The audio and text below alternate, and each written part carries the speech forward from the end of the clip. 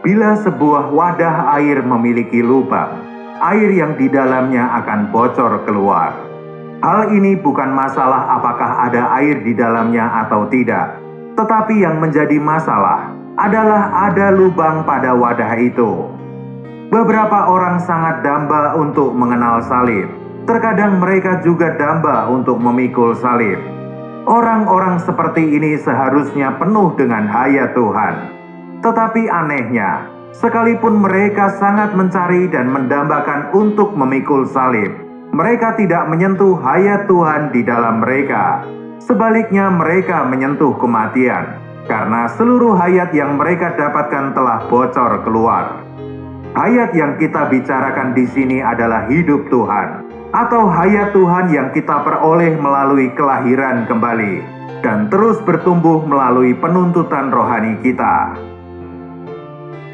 Amsal 13 ayat 3 menuliskan, "Siapa menjaga mulutnya memelihara nyawanya, siapa yang lebar bibir akan ditimpa kebinasaan." Kita tidak tahu apakah Salomo mengacu pada nyawa secara jasmani atau rohani saat menulis Amsal ini. Tetapi mari kita anggap perkara rohani berdasarkan pada prinsip ini. Seseorang yang mencari Tuhan, yang memiliki hayat Tuhan, dan berharap dapat menyalurkan hayat ini pada gereja, harus berhati-hati dengan perkataannya. Bila kita tidak berhati-hati dalam berbicara, hayat itu akan dapat bocor keluar. Ada beberapa orang yang tidak terlalu berguna di tangan Tuhan, karena hayat yang mereka dapatkan bocor keluar. Orang lain hanya akan menyentuh maut dari mereka, dan orang lain tidak dapat menyentuh hayat Tuhan dari mereka, karena hayat itu telah bocor keluar melalui perkataan mereka yang sia-sia. Karena itu kita harus bersungguh-sungguh dalam menjaga mulut kita. Banyak cerita yang memberi kesaksian bahwa tidak ada hal yang dapat membocorkan hayat itu lebih dari perkataan sia-sia. Ini bukan berarti dosa lebih baik dari perkataan sia-sia. Namun demikian di samping dosa, hal yang paling menguras hayat kita adalah perkataan yang sia-sia. Matius 12 ayat 36 menuliskan, "Tetapi aku berkata kepadamu, setiap kata sia-sia yang diucapkan orang harus dipertanggungjawabkannya pada hari penghakiman." Ayat ini tidak mengatakan tentang perkataan yang kotor, bukan pula tentang kata-kata yang menghujat atau kata-kata yang jahat. Perkataan sia-sia adalah perkataan yang berlebih, yang tidak sesuai, yang tidak perlu dikatakan, dan perkataan yang menggunjing atau bergosip. Setiap kata sia-sia yang diucapkan orang harus dipertanggungjawabkannya pada hari penghakiman. Karena menurut ucapanmu engkau akan dibenarkan, dan menurut ucapanmu pula engkau akan dihukum. Ini adalah yang dikatakan Tuhan Yesus. Kita harus sadar bahwa bukan hanya kata-kata fitnah yang merupakan hal serius, tetapi kata-kata yang sia-sia juga merupakan hal yang serius, yang sama seriusnya dengan perkataan yang kotor. Bila kita melukai orang melalui perkataan kita yang sia-sia, tidak ada cara untuk menghapuskan dan mengganti rugi atas hal itu. Kita dapat minta maaf ke orang lain, dan kita dapat menarik perkataan kita. Tetapi suara dari perkataan kita telah didengar orang lain, dan kita tidak dapat mengembalikan seperti sebelum perkataan itu diucapkan. Kita dapat mengembalikan barang yang kita curi dari orang lain, tetapi kita tidak mungkin mengembalikan keadaan orang yang sudah terluka karena perkataan kita. Dosa ini akan sampai ke hadapan Tuhan.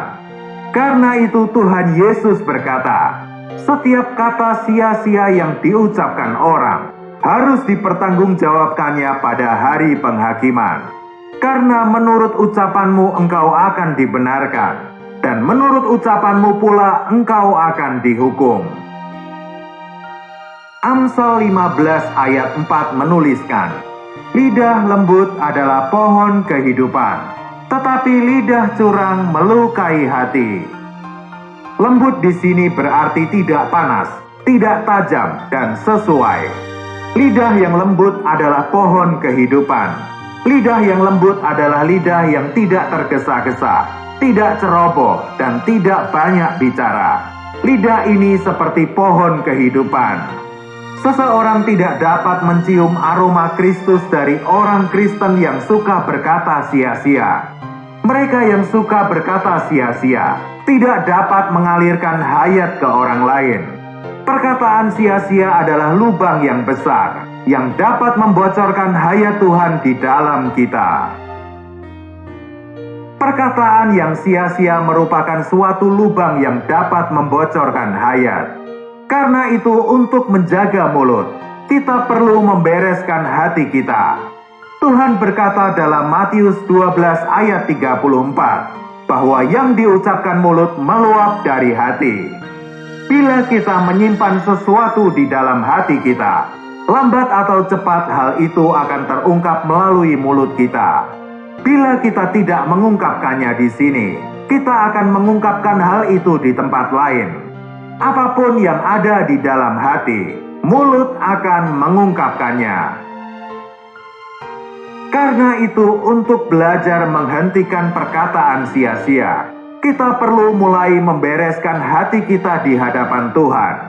Tanpa membereskan hati, mulut kita tidak dapat ditangani dengan baik. Hati kita akan dipenuhi dengan berbagai macam hal terlebih dahulu sebelum mulut kita mengungkapkan hal-hal itu. Jangan berpikir bahwa ada perkataan yang dapat diungkapkan tanpa berasal dari hati. Firman Tuhan menunjukkan kepada kita bahwa tidak ada hal yang seperti itu. Selama ada perkataan, maka ada hati untuk perkara itu. Karena ada hati untuk suatu perkara, maka mulut akan mengungkapkannya. Karena itu, untuk menangani perkataan sia-sia, kita perlu lebih dulu membereskan hati kita. Yakobus 3 ayat 11 menuliskan, adakah sumber memancarkan air tawar dan air pahit dari mata air yang sama? Bila satu sumber tidak dapat memancarkan dua macam air, mulut pun tidak dapat mengungkapkan dua macam perkataan. Suatu sumber hanya dapat memancarkan satu jenis air. Begitu pula mulut hanya dapat mengungkapkan satu macam perkataan. Kita perlu membereskan perkataan sia-sia di hadapan Tuhan secara khusus. Bila kebocoran ini tidak dihentikan, hal-hal yang tidak dikehendaki akan terus mengalir masuk, dan hal-hal yang tidak seharusnya bocor keluar akan terus bocor. Kerugiannya pun akan sangat besar.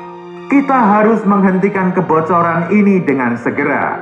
Kita perlu memohon kepada Tuhan dan berkata, Tuhan, mohon bereskan mulutku, sehingga aku dapat terlindung oleh kasih karunia-Mu.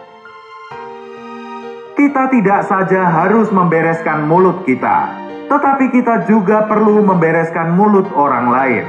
Kita harus menolong orang yang menyukai perkataan sia-sia, gosip, dan omong kosong. Beberapa orang mungkin suka mendatangi kita dengan perkataan sia-sia. Kita tidak seharusnya membiarkan mereka untuk memulainya. Kita dapat berkata kepada mereka, saudara, marilah kita berdoa. Kita perlu memimpin mereka untuk berdoa atau membaca ayat-ayat kitab suci. Kita perlu memimpin mereka ke jalan yang benar. Atau kita bahkan dapat dengan tegas berkata, saudara, kita harus belajar mengucapkan perkataan yang membangun. Lebih baik bila kita tidak mengucapkan perkataan yang sia-sia. Bila kita damba untuk menjadi seseorang yang menghentikan kebocoran, kita perlu memohon kepada Tuhan untuk melepaskan kita dari rasa ingin tahu kita. Kita perlu belajar untuk takut akan Tuhan. Banyak orang Kristen memiliki rasa ingin tahu yang besar. Mereka ingin mendengarkan hal-hal yang baru dan bahkan hal-hal yang kotor. Telinga mereka seperti tempat sampah yang menerima apa saja yang dimasukkan ke dalamnya. Bila kita terlepas dari perkara ini, kita akan terhindar dari banyak dosa, dan kita pun dapat menghindarkan banyak orang dari banyak dosa. Bila telinga kita tidak gatal dan tidak memberi kesempatan orang lain untuk mengungkapkan perkataan sia-sia pada kita, maka kita akan selamat dari kebocoran hayat dan membantu orang lain untuk menghentikan kebocoran mereka. Kiranya Tuhan menyelamatkan kita dari perkataan sia-sia yang membocorkan hayat, agar hayat Tuhan semakin bertambah dan diri kita semakin berkurang. Bila kita terjaga di dalam perkataan kita, kita pun akan dapat menjaga hayat di dalam kita. Tuhan memberkati.